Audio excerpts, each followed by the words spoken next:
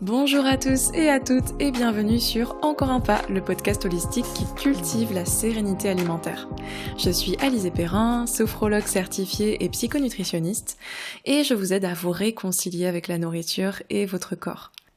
Et bienvenue dans ce premier épisode, j'espère que tout le monde va bien. Je suis hyper heureuse d'enfin enregistrer mon podcast. Ça faisait des mois qu'il fallait que je le fasse. J'avais beaucoup de choses à dire. Et voilà, je me lance aujourd'hui avec donc un premier épisode pour rentrer un peu dans le vif du sujet. Comment construire un système alimentaire plus serein et plus simple. Je voulais vous rassembler un peu les clés, disons la base, pour commencer par quelque chose d'assez simple. Vous expliquer un petit peu aussi mon approche et puis qu'est-ce que c'est au final avoir une alimentation troublée et pourquoi je parle de tout ça déjà. On va un petit peu démêler tout ça, ça va être un peu des pistes de réflexion, des petites prises de conscience peut-être, je l'espère. Alors pourquoi finalement ? Pourquoi l'alimentation c'est devenu quelque chose de compliqué, de stressant ? Pourquoi de plus en plus de personnes en fait ressentent un mal-être dans ce domaine-là ?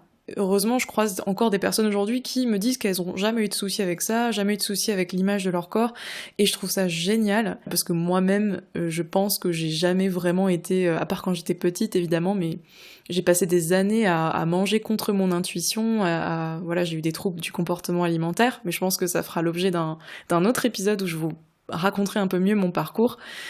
Mais du coup, j'ai jamais, pendant des années, j'ai pas eu une alimentation intuitive du tout. Ça a été un gros problème dans ma vie. Et c'est pour ça que j'ai décidé d'axer justement le podcast sur ce sujet-là qui me tient beaucoup à cœur, que j'ai envie de décortiquer et d'analyser, j'ai envie d'apporter mon point de vue, mon expérience, et puis l'expérience que j'ai aussi à travers mes accompagnements, pour justement vous aider à vous éclairer sur certains sujets qui peuvent parfois même devenir un peu à la mode et vous induire dans des systèmes, dans des mécanismes qui sont pas forcément très sains, qui sont plutôt négatifs et qui risquent de déclencher une mauvaise relation à la nourriture. En fait, dans ce podcast, j'ai vraiment envie de vous transmettre, de vous donner des messages, des clés que j'aurais aimé avoir à l'époque où je suis tombée malade, où je suis tombée dans la boulimie. Voilà, moi j'étais boulimique vomitive, faut le savoir, sévère. Je l'ai appris très tard, il y a quelques mois en fait, que ce que j'avais c'était vraiment sévère, que ça aurait nécessité une hospitalisation si quelqu'un l'avait su, si j'en avais parlé à quelqu'un. Et voilà, je veux absolument faire prendre conscience de jusqu'où ça peut aller, de la gravité de ces maladies, et faire diffuser des messages préventifs, bienveillants et surtout vous faire déculpabiliser. Pour commencer, on va définir qu'est-ce qu'un trouble du comportement alimentaire pour partir un peu sur les mêmes bases, et je vais essayer de passer rapidement là-dessus avant d'entrer dans le vif du sujet. Donc il faut savoir que le spectre des troubles alimentaires, il est en fait plus large que ce qu'on pense en général.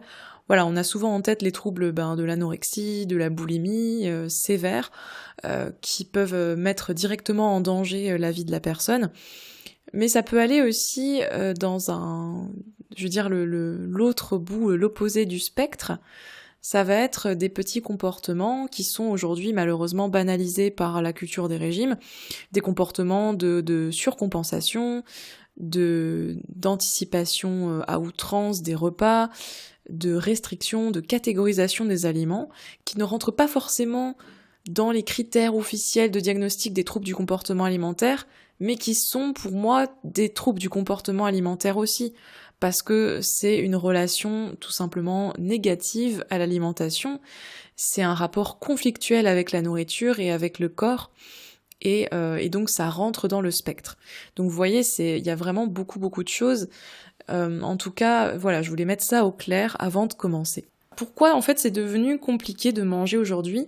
Je pense qu'il y a cette situation sanitaire bien évidemment, alors je vais essayer de pas trop en parler parce que c'est vrai que ça fait plus d'1 an et ça commence à devenir lourd, mais la situation du Covid et du confinement fait qu'il y a plein de gens avec qui ça a amplifié, chez qui ça a amplifié leurs troubles alimentaires qui étaient déjà là, et voire il y a même des gens chez qui ça a déclenché des troubles alimentaires, parce que c'est une situation exceptionnellement stressante, incertaine, inconnue, et que la stratégie la plus facile pour éviter les émotions et gérer le stress, ça va être forcément, une des stratégies les plus faciles, ça va être la nourriture. Pourquoi ? Parce que la nourriture, on y a accès en abondance, dans les supermarchés, tu descends dans la rue, 2 secondes plus tard, t'as une supérette, bon, à moins que tu habites à la campagne, mais voilà, en général, c'est quand même quelque chose de très accessible, et donc c'est très facile de se réconforter avec la nourriture. Je ne diabolise pas le fait de se réconforter, bien attention, faire attention à ça, juste, c'est quand ça devient systématique, c'est là que ça pose problème. Bref, voilà, il y a eu cette situation qui est arrivée, évidemment, et puis depuis quelques décennies, l'industrie agroalimentaire, les progrès de cette industrie, et puis aussi tous les produits ultra transformés, et du coup le marketing qu'il y a derrière pour les produits soi-disant allégés. Bref, il y a tout un tas de nouveautés dans notre alimentation qui s'est installée en très peu de temps.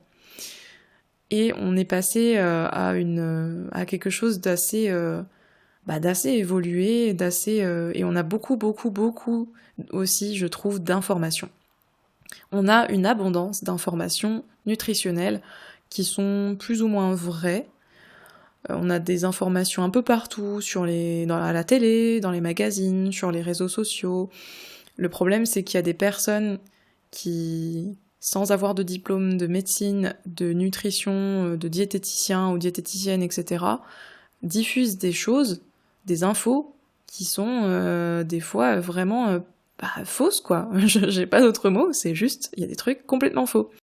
Après, il y a des sources d'informations qui sont totalement vraies, vérifiées, et tout ce que vous voulez, mais du coup, ce que je reproche, en fait, dans cette société dans cette société moderne, c'est l'abondance, c'est le trop-plein d'infos. Avant, on n'avait pas accès à toutes ces infos, avant Internet et avant les médias et tout ça, et du coup, je pense que ça simplifie quand même les choses. Et puis, il y a un véritable marketing aussi autour de l'industrie des régimes, de l'industrie de la minceur, ou ce qu'on appelle aussi l'amaigrissologie, cette fameuse science de comment maigrir à tout prix. Donc il y a tout un tas de produits qui fleurissent un peu partout, d'approches, de méthodes, de pratiques, de régimes bien évidemment. Tout ça, c'est tellement ancré dans notre culture en fait, dans l'art, dans le cinéma, dans les bouquins qu'on peut lire, dans les magazines, à la télé, partout. Franchement, on l'entend partout. Et puis, bien sûr, vous avez certainement déjà entendu les remarques des collègues qui peuvent paraître anodines, mais je pense que quand on a une histoire avec la nourriture, on les entend différemment. C'est par exemple le fameux « Oh là là, ça va aller directement dans les fesses »,« Oh là là, après ce repas, je vais aller faire 2 heures de course »,« Non, moi je prendrai pas de viennoiserie, c'est gentil, mais je fais attention en ce moment ».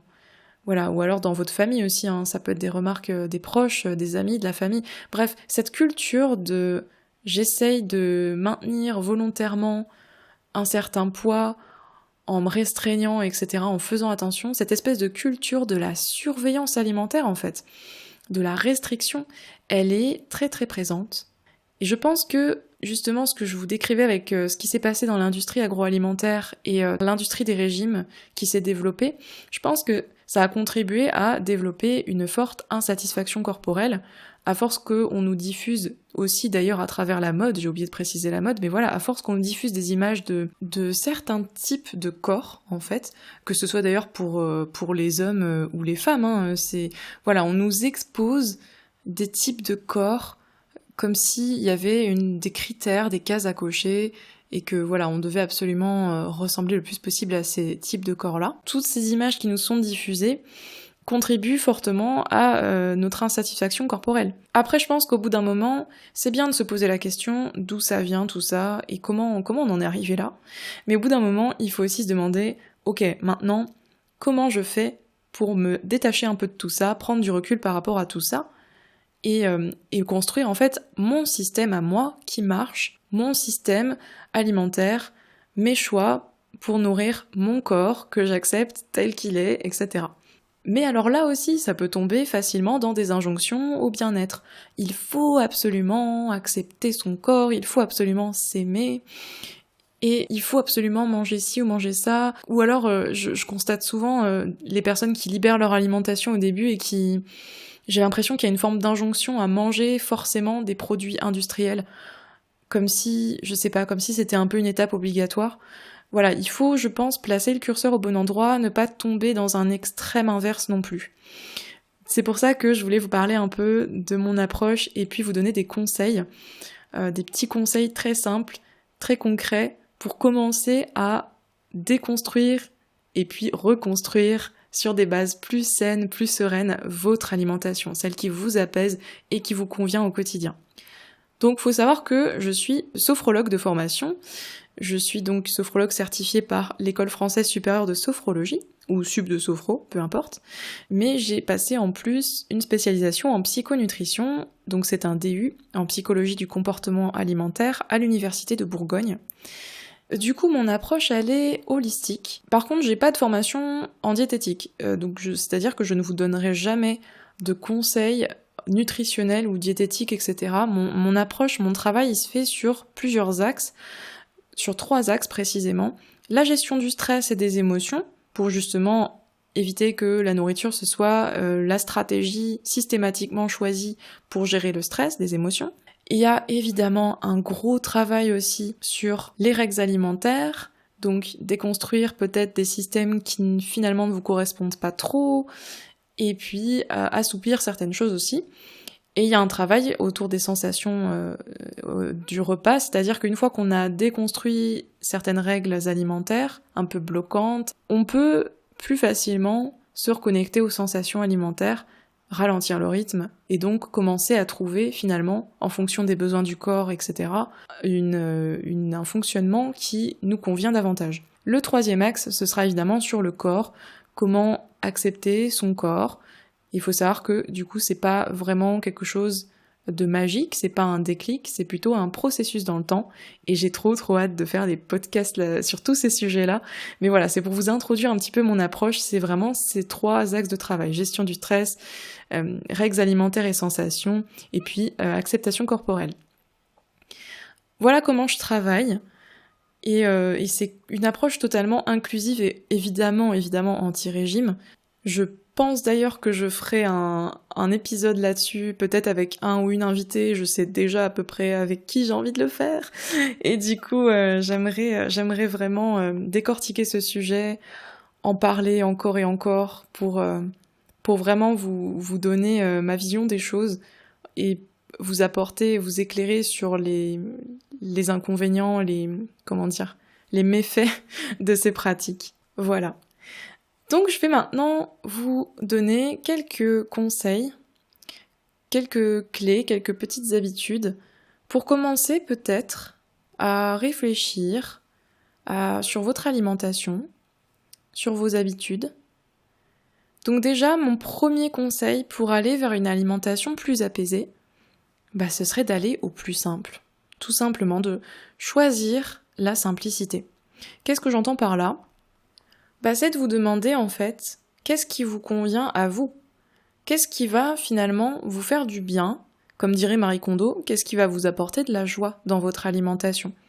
Donc essayez de vous poser la question à chaque fois que vous voulez tester des nouvelles choses, que ce soit une nouvelle façon de faire les courses, une nouvelle façon de cuisiner ou pas, si vous aimez pas cuisiner, peu importe.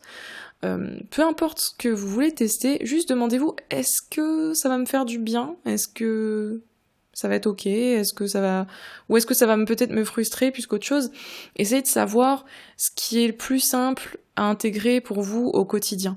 N'essayez pas de vous calquer sur la méthode de quelqu'un d'autre, de foncer tête baissée dans un nouveau truc, un nouveau programme ou je ne sais quoi que vous avez envie de tester, même si c'est pas quelque chose de axé perte de poids intentionnel, etc. Mais essayez de vous détacher un peu de ça pour vous construire votre système à vous. Et parce que souvent on essaie de foncer dans une solution et ça revient à tâtonner dans le noir parce que c'est une solution qui n'est pas universelle, qui peut très bien marcher pour une personne et pas pour une autre. Donc posez-vous la question au final, peut-être même essayez de faire un petit bilan de où est-ce que vous en êtes avec votre alimentation aujourd'hui, qu'est-ce que vous avez envie de garder, qu'est-ce que vous avez envie de faire un petit peu plus, peut-être qu'il y a aussi des choses que vous avez envie de faire moins, voire d'arrêter. Faites une sorte de bilan comme ça sur une petite feuille tranquillement, et puis vous allez rapidement voir en fait ce qui va pas. Et ça rejoint un peu le conseil numéro 2 que je voulais vous donner, qui serait en fait de prendre le temps vraiment d'identifier vos valeurs. Vos valeurs, qu'est-ce que ça va être au niveau de l'alimentation, voire, ça s'étend même à des domaines, à des choses un peu plus larges. Par exemple, ça va être, moi c'est des valeurs de, je mange bio, équitable, j'essaye d'acheter zéro déchet, de réduire mes déchets, etc. Ça va être, je respecte les petits producteurs, les petits commerçants, je mange local, ou alors ça va être, je cuisine tout maison, absolument tout maison, ou alors ça va être au contraire, je déteste cuisiner et je veux tester un maximum de saveurs de plein de pays, donc je vais commander régulièrement, etc. Voilà, c'est identifier vos valeurs à vous. Qu'est-ce qui vous parle, qu'est-ce qui vous fait vibrer en fait? Je pense que ça fait partie des choses qui vont vraiment vous aider à vous reconnecter au plaisir de manger, parce que l'acte de manger, c'est pas juste se remplir.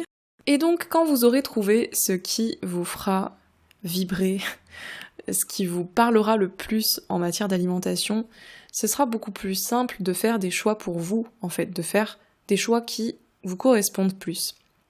Du coup, une fois que vous avez identifié vos valeurs, mon troisième conseil, ce sera d'adopter votre organisation et d'y aller tranquillement, d'y aller en douceur, étape par étape. Faites-vous peut-être même un petit plan. Cette semaine, je mets en place ceci et cela. La semaine prochaine, je rajoute ceci, cela. Dans deux ou 3 semaines, je rajoute ça, etc. Parce qu'on a tendance souvent, quand on veut tester des choses, après je pense que ça dépend des traits de personnalité aussi, mais voilà, je sais que j'ai une personnalité où je veux tout de suite, je ne suis pas patiente du tout. Et donc quand je veux mettre en place des nouvelles choses, je veux tout tester tout de suite.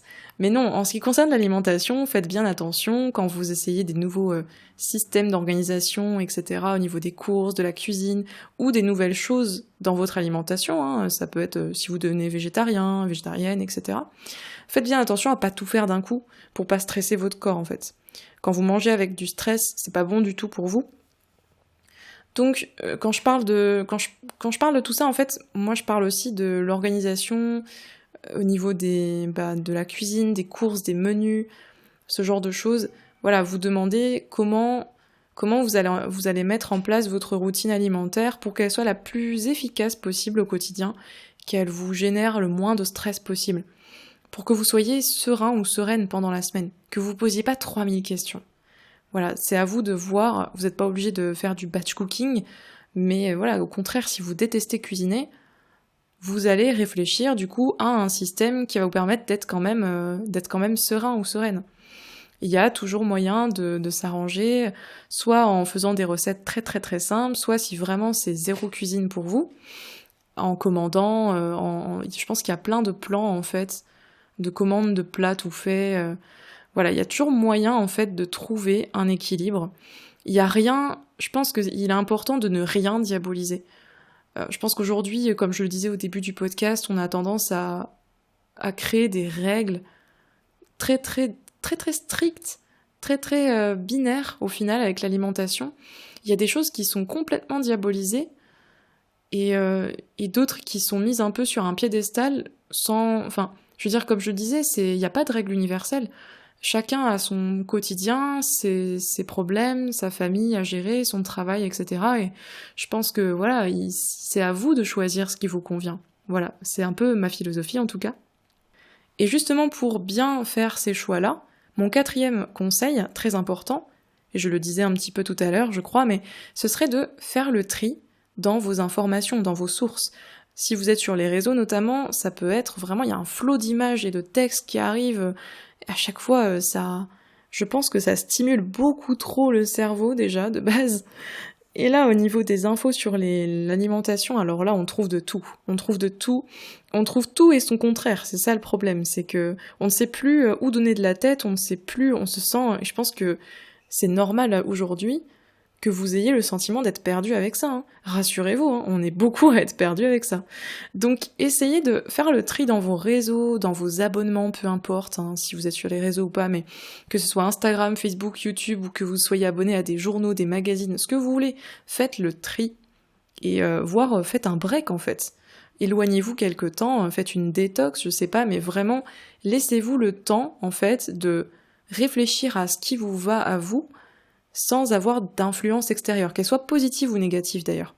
Parce que quand on se met à s'intéresser un peu à tout ce qui est alimentation bienveillante, alimentation intuitive, c'est-à-dire manger en fonction de ses besoins corporels, émotionnels, de son environnement, etc. On a beaucoup aussi d'informations de ce côté-là.